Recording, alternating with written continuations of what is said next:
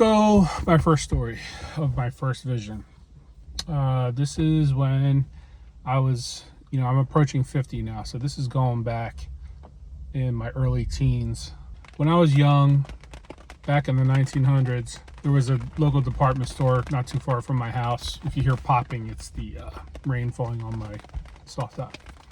When I would go to this store, there was always a book rack in the back, right? And I'd always go to the book rack and I'd look through the rack, and my favorite books back then when I was a kid, like I'm talking like 9, 10, 11 years old, were choose your own adventure books. They're like these little adventure books. You read through the pages and you get to the end of the page and it's almost like an attempt to immerse you into the story. So then you'd say, it would ask you on the bottom of the page, what would you do in this situation? Would you do this? If so, go to page blah, blah, blah. If you would do this, go to a different page. And then the story would pick up based on your decision. It's called a choose your own adventure. I loved them. Couldn't get enough of them. So one day I went back to that book rack and I'm looking through the rack and scanning the racks to see if there's any new of those choose your own adventure books that I didn't have. And on the rack was this book by an author named Whitley Strieber. And it was his account of being abducted by extraterrestrials. It's a pretty compelling book, but there's just something, there was a picture of one, a painting of one, or a drawing on the cover, and it just kind of locked me in. And I was like 10, 11 years old maybe. And then I kind of blew it off. It didn't like scare me when I first saw it, not at all. But I couldn't get the memory of the image out of my mind. And then, by and by, as time went on,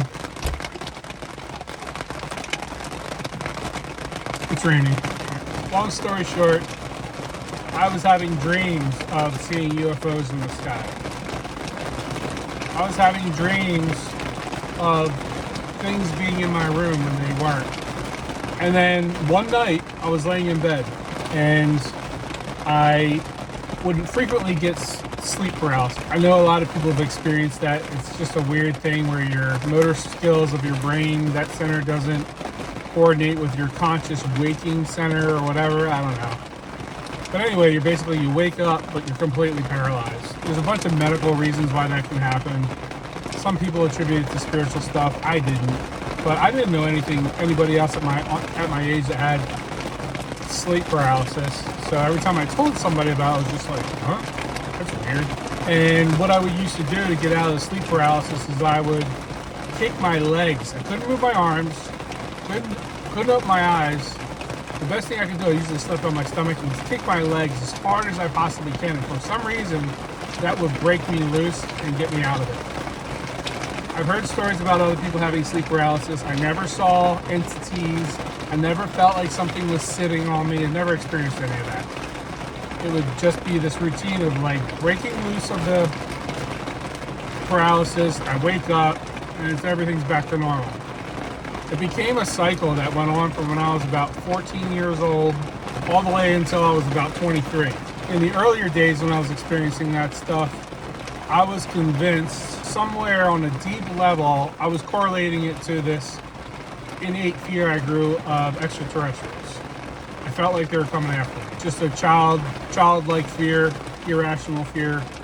Every time this sleep paralysis would happen, like in my sleep, I would be aware that there's an onset of the sleep paralysis. Like if I don't wake up right now, I won't be able to wake up, right? So then I had this procedure to like kick out of the sleep paralysis as fast as I possibly could. Because if you let it sit too long, then it becomes almost unmanageable to break free from. Every time I get to sleep paralysis, I noticed there was a tone. And the tone was the first warning that sleep paralysis was coming. It's like a high-pitched, almost like tinnitus that you would hear in your ear. It starts a real high-pitched, almost digital like tone. Like real far out there. And then as the sleep paralysis started to engage, and I would lose control of my body, the sound would grow. It would correlate to how close it sounded to my body, right? The closer the sound got, it got louder and louder and louder, which I perceived in my sleep that whatever this is, it felt like something was getting closer to me and the end result was paralysis. So naturally I made the connection to aliens. It seemed rational. And it was like so obnoxious because I deal with this almost on a nightly basis when I was younger. And it would just wake me up in the middle of the night. And I'd have to, like, as soon as I heard the tone, I'd train myself to kick out of it immediately and go back to sleep. I was kind of annoyed and angry. I didn't know what it was. I thought there was an outside chance maybe it's aliens. But if they are, I'm done with them. I wasn't really afraid of them. I was just, like, annoyed. It felt like they were pestering me, right? So this last time, I was 15 years old. I'm laying in my bed. And I hear the tone. Which told me sleep paralysis is coming. It was happening so much, I was just like, I give up. I'm not going to fight it. I'm not going to be afraid of this. I'm just going to let it run its course. Because every time prior to that, I kicked my legs and I got out of it. At this point, I was just like, I'm done. I don't care. So I hear the tone coming. And I just said, let it be. I think I called out to the Lord and said, stay with me or something like that. Of course I was asleep. It wasn't verbal. It was kind of like in here. And the tone got louder and louder and louder and louder and then deafening. Like so loud. And it kind of was startling how loud it was. Like, okay, what's going to happen next? And then all of a sudden, boom, I was somewhere else. And the best way I can describe it is I didn't know where I was. I couldn't tell if I was in a room. I couldn't see anything but this source of light. It was like a gold, white mixed together, and it occupied my entire field of vision in front of me. And it was so intense, so frightening. I've never seen anything like that before. Of course, my body, I'm already kind of like prepared to like fight or flight because this experience is uncomfortable. The noise was very loud, and I was freaking out. So immediately, like they tell you, to like you hear people from the 1950s and 60s, that thought they were going to get nuked by Russia. They duck and cover. That's what I did. I ducked and covered because I didn't know what was going on. I thought it was like maybe aliens, but the intensity of this light also had a power to it that was like so intense.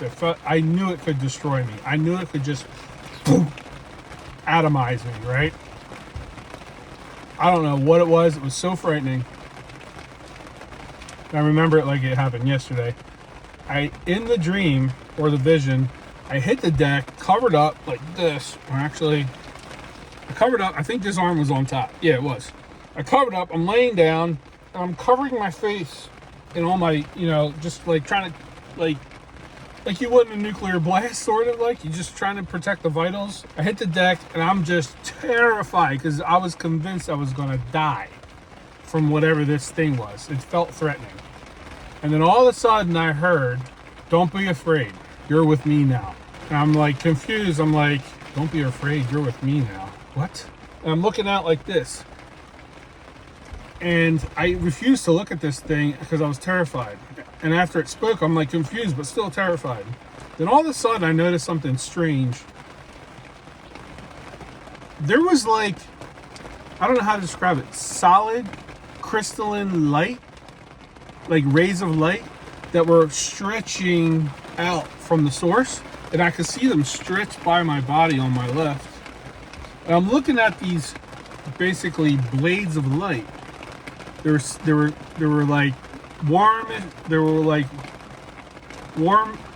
They were like goldish, transparent, but they looked solid and integrated into this matrix of light or whatever it was. Were these little pinpoints of just what looked like diamonds that were glinting. It was wild, and there was like multiple rays, and they had like a sharp edge where they looked like a sword. They looked like a knife edge. It looked like the tip of a sword, but imagine light, and they were just stretching by. I never really thought of it that way. Yeah, it looked like a sword, and it was just stretching by me as I'm looking out from under my elbow, and I was terrified by it. It didn't look inviting. It looked pretty, but it's still terrifying. It was reaching out to like, it was approaching my elbow. And I'm like, and I'm freaking out. And then this light touched my elbow, touched the tip of it, and I'm expecting pain, something that correlates with all that power and the fear that I was experiencing. I just felt like something bad's going to happen. The second it touched my elbow, I was just overwhelmed with this incredible feeling of peace, belonging, love. I mean, there's words out there that can't describe what I felt. I can't. It looked like a billion suns. It felt like love times a billion. Like, I can't even describe it. And I just kind of felt an acceptance and love and peace that I have never, ever experienced before, and I will never, ever experience again until I get home where I belong. And that's kind of my first face-to-face interaction with Jesus. And why do I say that? I woke up and I went out bawling, crying in gratitude, really, and confusion, but mostly gratitude. And my parents were in the living room, and I told them what happened. Nobody believed me. And for years after that, well into probably my 30s, I told people that story. Nobody believed me. Everyone was saying, nah, it was just a dream. It was just a dream. Well, then I got into scripture, and I hear people's accounts of what they've observed thousands of years ago when they say the Lord's face shone like the sun. Yup. And when the Lord and his angels talk to people, the first thing out of their mouth is they say, don't be afraid. Right? It confirms my suspicion that was indeed the Lord. And I didn't know that information prior to that experience when I was 15. I didn't know that. The only Bible verse I knew was John 3:16. That's it. None of the other stuff I was aware of. It wasn't until I was in my 20s really where I started really getting into scripture and started like searching, and my awareness would key on those details in scripture that described what I saw. Now, fast forward a couple years ago, after I lost my family and I was desperate, I made another push to get even closer to the Lord. And, you know, I'd spend my nights alone, doom scrolling through like social media and YouTube videos, and I stumbled onto NDE videos, near-death experience videos, where people die that have an out-of-body experience, and many of them come in contact with the Lord. And I cannot believe how these people describe their experience when they encounter the Lord. They feel the love, they feel the peace, they see an unspeakably bright light, and they describe what I experienced. So again, that's another piece of confirmation. So yeah, so that's my first story. Hope you guys like it. Again, I got many more visions and stories to tell that are legit.